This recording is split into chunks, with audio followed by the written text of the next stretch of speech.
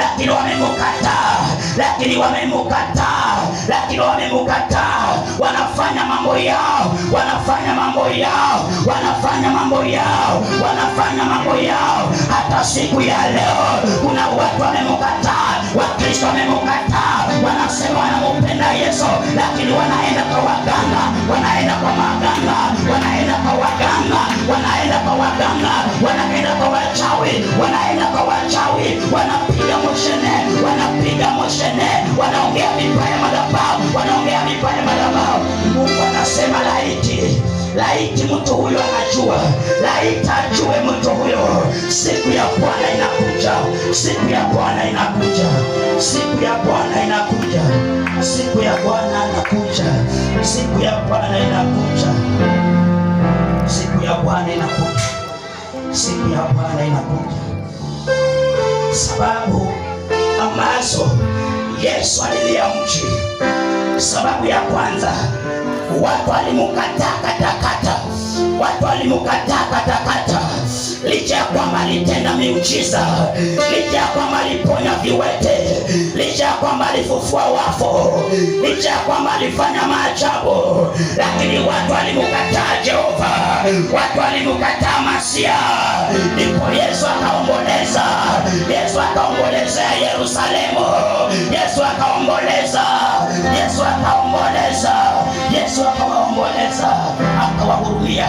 Yesu akawahurumia watu wale, Yesu akawahurumia watu wale, Yesu akawahurumia watu wale, Yesu akawahurumia watu wale.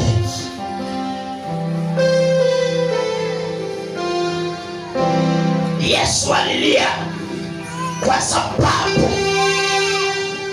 Yesu hawakujua hukumu ingefuata baada ya kumkataa. Hawakujua mashambulizi watakayoyapata baada ya kumkataa. Bwana Yesu asifiwe. Kuna watu wamemkataa, kuna watu wamemkataa, kuna Wakristo wamemkataa, kuna watu wamemkataa, kuna watu wamemkataa, kuna watu wamemkataa, kuna watu wamemkataa, kuna watu wamemkataa, kuna watu wamemkataa. Labda unajiuliza ya kwamba nimemkataa Jehova kwa njia gani? Nimemkataa Yesu kwa njia gani? Watu wamemkataa Jehova ni kwa ajili ya ibada. Watu wanakuja katika ibada masaa wanayotaka, watu wanakuja katika ibada wakati wanayotaka. Mungu anasema wamenikataa. Laiti wangelijua mapambano ambayo yanawangojea. Mpendwa, laiti ungalijua yale mambo yanakusubiri. Mpendwa, laiti ungejua yale mambo yanakusubiri. Unaijua leo tu, hauijui kesho ikoje. Ndio maana ni wakati Yesu alijua ya kwamba Yerusalemu walijua leo, lakini kesho hawakuijua. Yesu akawaombolezea. Hata siku ya leo kuna Wakristo wamezoea ibada, wamezoea kuja kanisani, mara nyingine hawana moyo wa kuja kwa ibada. Yesu anawalilia, anasema ya kwamba laiti ungalijua yale mambo ambayo yanakusubiri. Bwana Yesu asifiwe. Bwana Yesu asifiwe.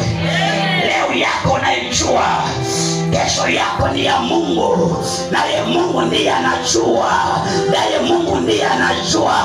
Mungu anataka ya kwamba